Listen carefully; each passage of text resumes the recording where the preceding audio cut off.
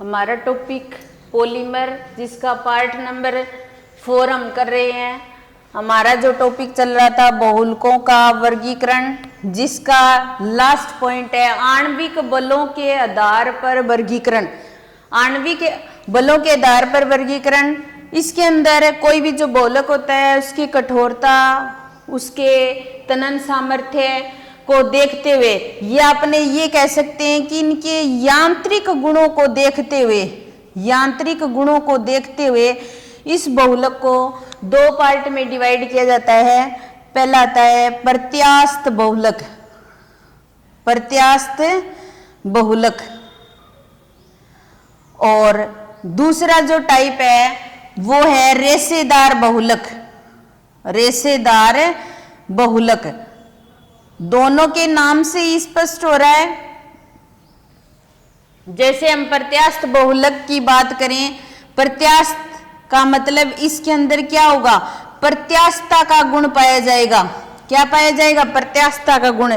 प्रत्यास्थता का गुण का मतलब होता है कोई भी बहुलक हम खींच कर वापिस छोड़ें तो उसी वापिस स्थिति में आ जाएगा, फिर खींचेंगे फिर वापिस उसी स्थिति में आ जाएगा, तो वो गुण क्या होता है? प्रत्यास्थता का।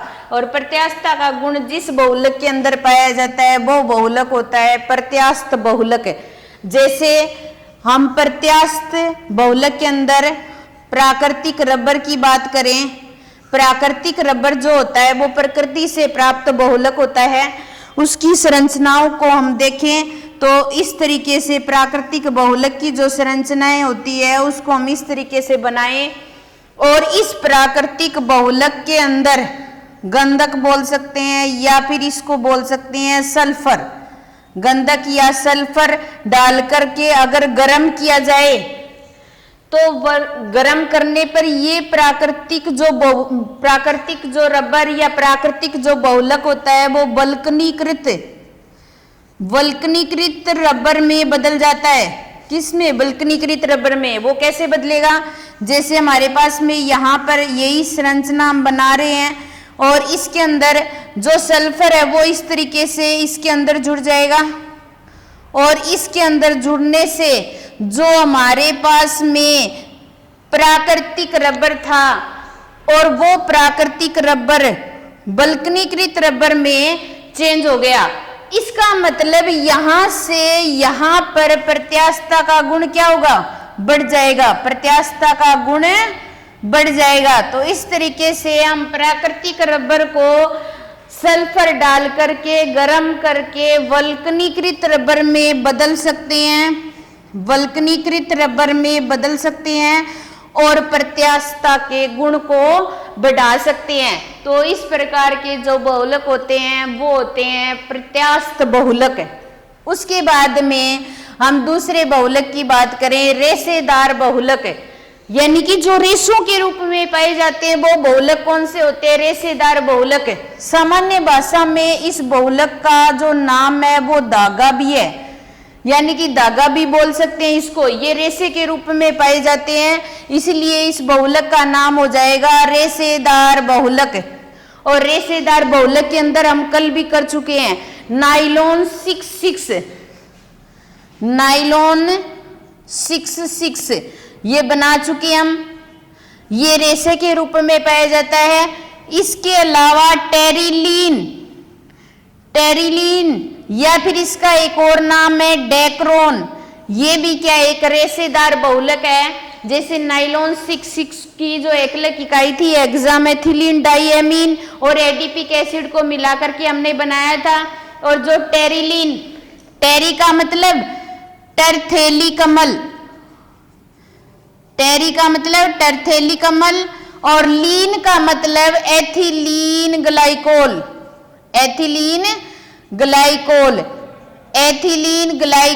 इन ये दोनों एकलक इकाई, इन दोनों को जोड़ करके हमने टेरिलीन बनाया था। ये भी एक रेशेदार बहुलक है। तो हमारा जो बहुलकों का वर्गीकरण था वो टॉपिक यहाँ पर कंप्लीट होता है। इसके बाद में हम एक नया टॉपिक शुरू करते हैं, और उस नए टॉपिक के अंदर हम ये देखेंगे कि कौन सा बहुलक किस विधि द्वारा बनता है और कैसे हम उसको बनाते हैं। तो हमारा अगला टॉपिक आता है बहुलीकरण की विधियां।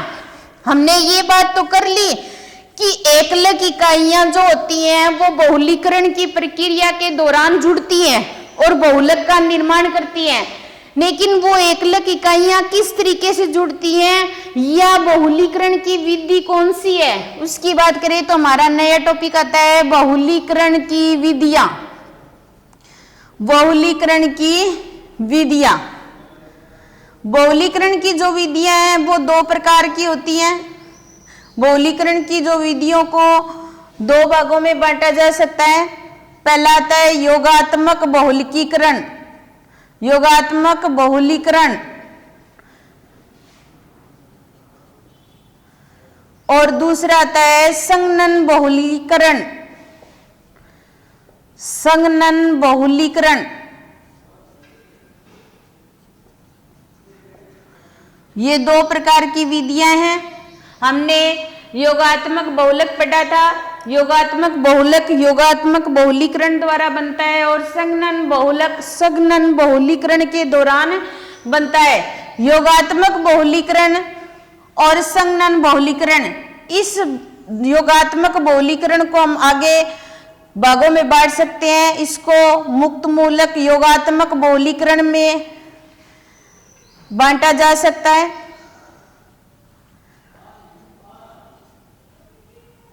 बहुलीकरण, और इसके अंदर दूसरा जो टाइप आता है वो है आयनिक योगात्मक बहुलीकरण, योगात्मक बहुलीकरण, आयनिक योगात्मक बहुलीकरण।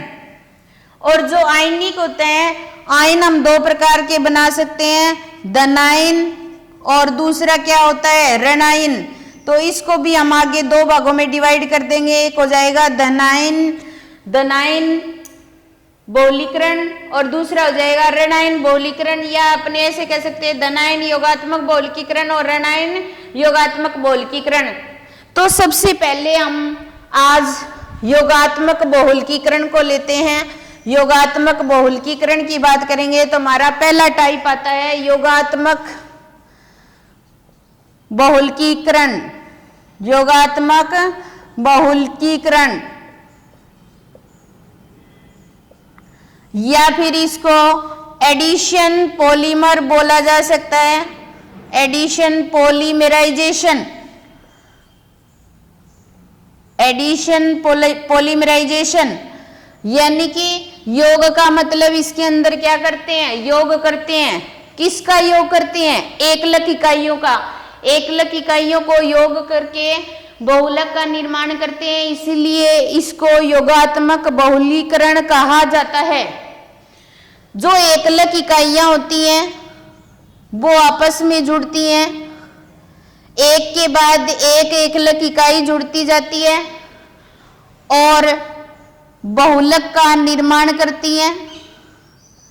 बहुलक के निर्माण के दौरान ये एकलक इकाई एक के बाद श्रृंखला के रूप में जुड़ती रहती हैं, इसीलिए इस बहुलक को बहुलकीकरण की जो विधि है उसको बोला जाता है श्रृंखला वृद्धि बहुलीकरण। इसका नाम श्रृंखला वृद्धि बहुलीकरण भी बोल सकते हैं हम। जो योगात्मक बहुलीकरण होता है इसके अंदर हम क्या करते हैं, असंतृप्त अणु लेते हैं, असंतृप्त अणु। तो सबसे पहले हम संतृप्त या असंतृप्त की बात करें। एक होता है संतृप्त अणु, एक होता है असंतृप्त अणु। तो संतृप्त जो होता है उसके अंदर कार्बन कार्बन के बीच में क्या होता है, सिंगल बॉन्ड पाया जाता है। लेकिन जो असंतृप्त अणु होता है उसके अंदर कार्बन कार्बन के बीच में क्या होता है, डबल बॉन्ड होता है। और या फिर कार्बन कार्बन के बीच में क्या होता है, ट्रिपल बॉन्ड वाले जो होते हैं वो असंतृप्त के अंदर आते हैं। अनसेचुरेटेड और सेचुरेटेड। संतृप्त जिसके अंदर सिंगल बॉन्ड पाया जाता है, संतृप्त जिसमें डबल बॉन्ड भी होता है और ट्रिपल बॉन्ड भी होता है। तो इसके अंदर हम लगभग क्या करते हैं, असंतृप्त अणु लेते हैं। असंतृप्त अणु लेते हैं तो असंतृप्त अणु हमारे पास में एल्कीन हो सकता है, या इसके अंदर क्या हो सकता है, एल्का डाइईन हो सकता है। यानी कि या तो हम एल्कीन काम में लेते हैं या एल्का डाइन काम में ले सकते हैं और उनको लेकर के बहुलीकरण की प्रक्रिया अपना करके उनका योग करके बहुलक का निर्माण करते हैं, इसलिए योगात्मक बहुलकीकरण कहा जाता है। लेकिन जो असंतृप्त अणु होता है वो यहाँ पर अक्रिय अवस्था में होता है, अक्रिय अवस्था में होता है, तो इसको क्या करना पड़ेगा, हमें सक्रिय करना पड़ेगा। और सक्रिय करने के लिए हमें कुछ न कुछ प्रारंभिक पदार्थ की आवश्यकता पड़ेगी। किसकी आवश्यकता पड़ेगी? प्रारंभिक पदार्थ की आवश्यकता पड़ेगी। और वो प्रारंभिक पदार्थ या तो मुक्त मूलक हो सकता है या फिर आयनिक स्पीसीज हो सकती है, आयनिक स्पीसीज। और आयनिक स्पीसीज के अंदर क्या होगी? धनायन भी हो सकती है और ऋणायन भी हो सकती है। तो सबसे पहली बात जो वो योगात्मक बहुलीकरण होता है उसके अंदर योग होता है, योग होता है, इसलिए हमें यहाँ पर असंतृप्त अणु की आवश्यकता पड़ेगी। और जो असंतृप्त अणु होता है वो क्या होता है? अक्रिय होता है, उसको सक्रिय बनाना पड़ेगा। और सक्रिय बनाने के लिए कुछ प्रारंभिक पदार्थ की आवश्यकता पड़ेगी और प्रारंभिक पदार्थ के रूप में या तो मुक्त मूलक काम में लेंगे हम, ठीक है, या फिर आयनिक स्पीसीज काम में लेंगे। और आयनिक स्पीसीज के अंदर या धनायन होगा या क्या होगा? ऋणायन होगा। इसके आधार पर इस योगात्मक बहुलीकरण को आगे डिवाइड भी करेंगे। सबसे पहले हम बात करते हैं मुक्त मूलक और आयनिक स्पीसीज क्या होती है और ये कैसे बनते हैं। इस प्रक्रिया को करने से पहले इस चीजों को देखते हैं। मुक्त मूलक जो होता है, जैसे R पर या एल्किल ग्रुप पर हमने क्या कर दिया? एक इलेक्ट्रॉन के रूप में शो कर दिया, डॉट के रूप में शो कर दिया, तो उसको क्या बोला जाता है? मुक्त मूलक। या फिर इसको क्या बोलते हैं? Free radical. ये बनता कैसे है? इसके लिए हमें कोई ना कोई बंध तोड़ना पड़ता है और जो बंध टूटता है उसको बोला जाता है बंध विखंडन। और जो बंध विखंडन होता है वो दो प्रकार का होता है। एक होता है समास बंध विखंडन, समास बंध विखंडन जो आप 11th क्लास में पढ़ चुके हो, या फिर इसको बोला जाता है होमोलिटिक फिजन, होमोलिटिक फिजन। समास का मतलब होता है समान, बनेगा कैसे? फ्री रेडिकल, उसकी बात करते हैं। जैसे हमारे पास में कोई भी इस तरीके का प्रारंभिक पदार्थ हो, यहां पर इन दोनों की जो इलेक्ट्रोनेगेटिविटी है वो सेम है और सेम होने से ये दोनों इस बॉन्ड को समान रूप से विभाजित करेंगे और समान रूप से विभाजित करेंगे, इसलिए इसका नाम समास हो गया। कहने का मतलब है कि ये बॉन्ड इसके एक इलेक्ट्रॉन और इसके एक इलेक्ट्रॉन की साझेदारी से बने हैं। जब इसको हम समान रूप से विभाजित करेंगे तो RO फ्री रेडिकल में चेंज हो जाएगा प्लस OR ये फ्री रेडिकल में चेंज हो जाएगा, या फिर हम इसको 2RO फ्री रेडिकल से लिख सकते हैं। तो जो फ्री रेडिकल या जो मुक्त मूलक बनता है वो किससे बनता है? समास बंध विखंडन से। लेकिन दूसरा टाइप आता है हमारे पास में बिस्मास बंध विखंडन, बिस्मास बंध विखंडन, और इसको बोला जाता है हेटेरोलिटिक बॉन्ड फिजन। बिस्मास बंध विखंडन से हमेशा ही धनायन, ऋणायन या कार्बोकेटायन या कार्बोएनायन बनते हैं। इसके अंदर क्या होता है? बिस्मास का मतलब होता है सम्मान, बंध का जो विभाजन होगा या बंध के जो इलेक्ट्रॉनों का विभाजन होगा वो असमान रूप से होगा। जैसे हमारे पास में कोई भी कार्बन है और उसके साथ में कोई हेलोजन जुड़ा हुआ है, तो हेलोजन की विद्युत ऋणता ज्यादा होती है कार्बन से, तो बॉन्ड के इलेक्ट्रॉन हेलोजन लेकर जाएगा। और ये जो बॉन्ड है वो दो इलेक्ट्रॉनों से बना है, इसीलिए कार्बन पर पॉजिटिव चार्ज आ जाएगा और X पर क्या आ जाएगा, नेगेटिव चार्ज आ जाएगा। और इस नेगेटिव चार्ज का मतलब इसके पास में 2 इलेक्ट्रॉन है, तो बॉन्ड के दोनों इलेक्ट्रॉन कौन लेकर चला गया, हैलोजन। इसीलिए यहां पर क्या बन जाएगा, कार्बोधनाइन। और कार्बोधनाइन को कार्बोकेटाइन भी बोल सकते हैं। तो जो कार्बोधनाइन बनेगा वो बिस्मास बंध विखंडन से बनेगा, या कार्बन के साथ कोई भी ऐसा ग्रुप जुड़ा हो जिसकी विद्युत ऋणता कार्बन से क्या हो, कम, कार्बन से क्या हो, कम। इसीलिए बंध के दोनों इलेक्ट्रॉन कौन लेकर जाएगा, कार्बन लेकर जाएगा। और कार्बन लेकर जाएगा इसलिए कार्बन पर नेगेटिव चार्ज आ जाएगा और 2 इलेक्ट्रॉन इसके साथ रख सकते हैं हम, और A पर क्या आ जाएगा, पॉजिटिव चार्ज आ जाएगा। तो इससे क्या बन जाएगा, कार्बोरेनाइन या फिर कार्बोएनाइन। तो हमारे पास में ऑर्गेनिक केमिस्ट्री में मुक्त मूलक, कार्बोकेटाइन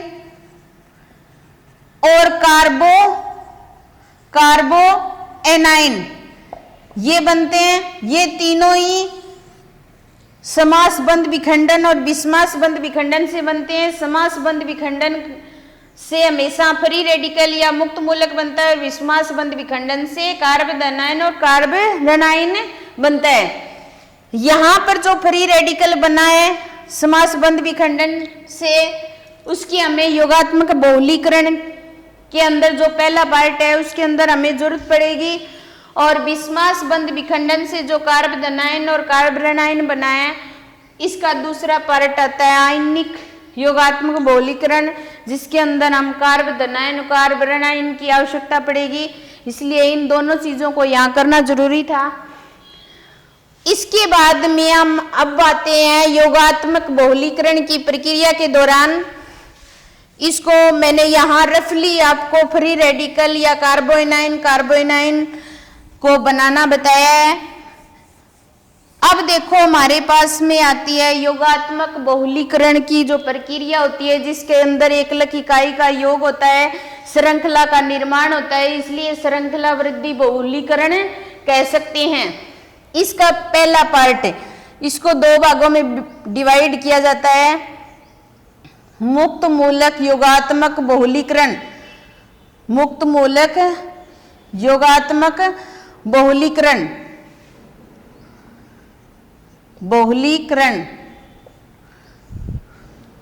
पहला पार्ट। इसका दूसरा पार्ट है आयनिक योगात्मक बहुलीकरण, वो बाद में करेंगे हम। पहले मुक्त मूलक योगात्मक बहुलीकरण की बात करते हैं। तो मुक्त मूलक योगात्मक बहुलीकरण इसके नाम से स्पष्ट हो रहा है, इसके अंदर जो योग करेगा वो कौन करेगा, मुक्त मूलक करेगा, फ्री रेडिकल करेगा। तो ये जो प्रक्रिया होती है वो 3 स्टेप में कंप्लीट होती है, 3 पदों में होती है। सबसे पहला पद आता है पद नंबर 1, श्रृंखला प्रारंभन पद, श्रृंखला प्रारंभन पद, या फिर इसको बोला जाता है चेन इनिशियल स्टेप। श्रृंखला जो प्रारंभन पद होता है, इसके अंदर मुक्त मूलक बनाने के लिए हमें पेरोक्साइड की आवश्यकता पड़ती है, और ये जो पेरोक्साइड होता है वो लाइट की प्रेजेंस में फ्री रेडिकल में या मुक्त मूलक में टूट जाता है। तो सबसे पहले हमारे पास में पेरोक्साइड है, जिसको RO, O और R से शो कर सकते हैं। O और O के बीच में जो बॉन्ड होता है इसको बोला जाता है पेरोक्साइड बॉन्ड। ये प्रकाश की प्रेजेंस में टूटेगा, समास बंध विखंडन के द्वारा टूटेगा। अभी बताया मैंने समास बंध विखंडन क्या होता है, इलेक्ट्रॉनों का समान रूप से विभाजन होगा, RO फ्री रेडिकल में चेंज हो जाएगा, तो इसलिए इसको 2RO से शो कर सकते हैं। और ये हमारा क्या होता है, मुक्त मूलक होता है। ये जो मुक्त मूलक बना हुआ है ये क्या करता है, अब कोई भी एकलक इकाई से जुड़ता है या एकलक इकाई से योग करता है। यहां हमारे पास में जो एकलक इकाई है वो एथीन है, एथीन के साथ योग करेगा तो ये ROCH2 ये सिंगल बॉन्ड में चेंज हो जाएगा और CH2 इस पर क्या आ जाएगा, फ्री रेडिकल। यानी कि इस मुक्त मूलक ने एक नए प्रकार के मुक्त मूलक का निर्माण किया, क्योंकि ये कार्बन कार्बन के बीच का ये बॉन्ड टूटेगा, इसके पास एक इलेक्ट्रॉन है, एक इलेक्ट्रॉन इसके पास में है, ये इलेक्ट्रॉन इसके साथ साझेदारी करेगा तो यहां पर बॉन्ड बन जाएगा और ये जो इलेक्ट्रॉन है वो फ्री रेडिकल के रूप में रह जाएगा। यहां पर जो बना हुआ मुक्त मूलक नई एकलक इकाई एथीन से योग करता है और एक नए प्रकार के मुक्त मूलक का निर्माण करता है। इसीलिए इस पद को बोला जाता है श्रृंखला प्रारंभन पद। यानी कि ये क्या कर रहा है, श्रृंखला को शुरू कर रहा है। उसके बाद में पद नंबर सेकंड आता है और जिसको बोला जाता है श्रृंखला संचरित पद। श्रृंखला संचरित पद या इसको बोलते हैं चेन प्रोपोगेशन स्टेप। संचरित का मतलब ये यहां पर जो बना हुआ फ्री रेडिकल है वो आगे एकलक इकाई से और जुड़ेगा और आगे फ्री रेडिकल बनाएगा, फिर आगे और जुड़ेगा। इस प्रकार ये श्रृंखला को संचरित करता रहता है, इसलिए इसका नाम क्या हो गया, श्रृंखला संचरित पद। RO जो बना हुआ फ्री रेडिकल है उसको लेंगे, यहां पर हमारे पास फर्स्ट स्टेप में ये फ्री रेडिकल बना था, ये एक और एकलक इकाई से अभिक्रिया करेगा।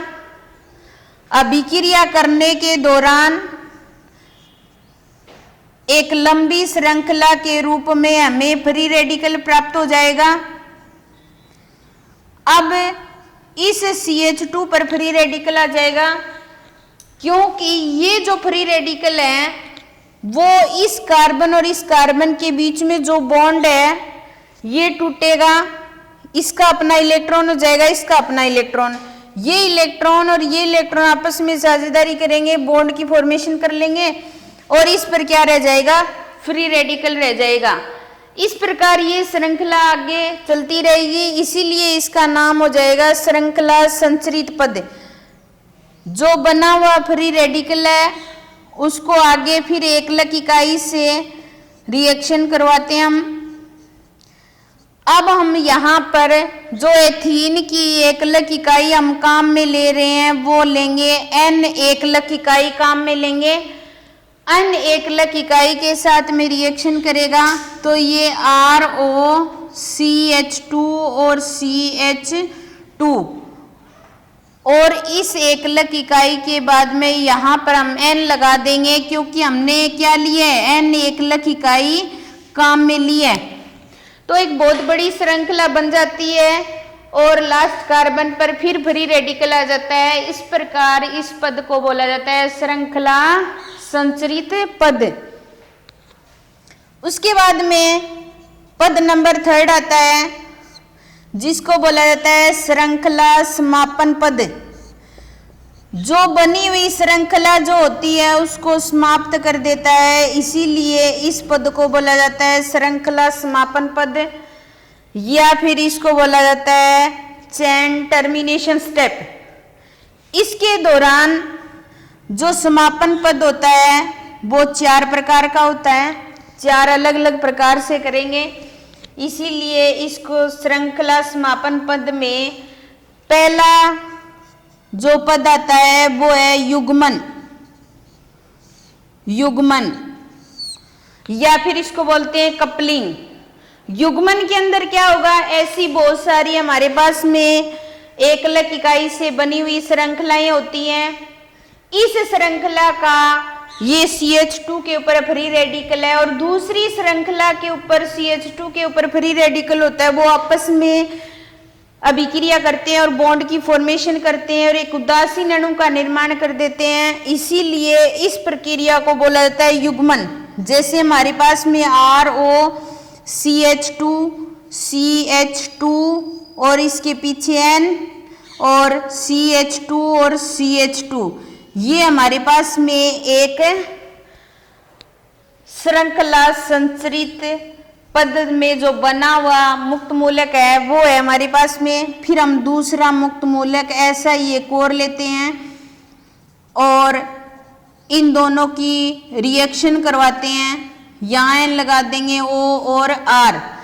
यहाँ पर हमारे पास में श्रृंखला संचरित पद के अंदर जो मुक्त मूलक बने हैं वो बहुत सारे हैं हमारे पास में। ये दोनों आपस में रिएक्शन करेंगे। रिएक्शन के दौरान इस श्रृंखला का जो मुक्त मूलक कार्बन है और इस श्रृंखला का जो मुक्त मूलक कार्बन है, ये दोनों आपस में बॉन्ड की फॉर्मेशन कर लेंगे। बॉन्ड की फॉर्मेशन करने के दौरान CH2 CH2 और इसके पीछे N लगा देंगे और CH2, और यहाँ पर हमारे पास में ये फ्री रेडिकल था और इसका जो फ्री रेडिकल है ये आपस में साझेदारी करके क्या करेंगे, बॉन्ड की फॉर्मेशन करेंगे। इसलिए हम इसके बीच में क्या लगा देंगे, बॉन्ड बना देंगे और CH2 और CH2 CH2 और N और O और R, ये हमारे पास में श्रृंखला समापन पद हुआ जिसके अंदर क्या होता है, युग्मन होता है। युग्मन के दौरान हमें एक बहुलक प्राप्त होता है। एथीन एकलक इकाई से बहुलक का निर्माण होता है। तो ये श्रृंखला समापन पद का फर्स्ट पॉइंट था। इसके अंदर सेकंड पॉइंट है असमानुपातन। असमानुपातन जो श्रृंखला समापन पद है उसको हम अलग अलग तरीके से डिवाइड कर सकते हैं। युग्मन द्वारा बना लिया है। समानुपातन का मतलब हो गया कि यहाँ पर हमारे पास एक श्रृंखला ये है बनी हुई फ्री रेडिकल की, दूसरी श्रृंखला ये है। हम क्या करें, यहाँ से एक हाइड्रोजन का ट्रांसफर यहाँ कर दें या फिर एक हाइड्रोजन का ट्रांसफर यहाँ कर दें। जैसे हमारे पास में ये श्रृंखला बना रहे हम CH2 CH2 और R N और CH2 और इस पर क्या है, फ्री रेडिकल है। सेम यही श्रृंखला फिर बना रहे हम CH2 CH2 N और OR, ये श्रृंखला संचरित पद में बना हुआ फ्री रेडिकल, ये भी श्रृंखला संचरित पद में बना हुआ फ्री रेडिकल। अब देखो यहां से हम एक हाइड्रोजन का ट्रांसफर यहां कर दें तो यहां पर हमें प्राप्त हो जाएगा ROCH2 और CH2 N CH2 और एक हाइड्रोजन इसके साथ साझेदारी करेगा तो यहां पर CH3 आ जाएगा, ठीक है। और प्लस ये यहाँ पर CH2 है और यहाँ पर जो कार्बन पर एक इलेक्ट्रॉन बचा था ये इसके साथ साझेदारी करेगा तो यहाँ पर डबल बॉन्ड आ जाएगा और CH2 और CH2 N और O और R।